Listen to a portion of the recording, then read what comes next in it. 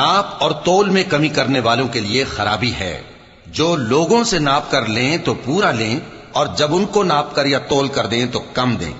کیا یہ لوگ یہ نہیں خیال کرتے کہ اٹھائے بھی جائیں گے؟ یعنی ایک بڑے سخت دن میں، جس دن تمام لوگ رب العالمین کے سامنے کھڑے ہوں گے۔ سن رکھو کہ بدکاروں کے اعمال نامے سجین میں ہوں گے، اور تم کیا جانتے ہو کہ سجین کیا چیز ہے؟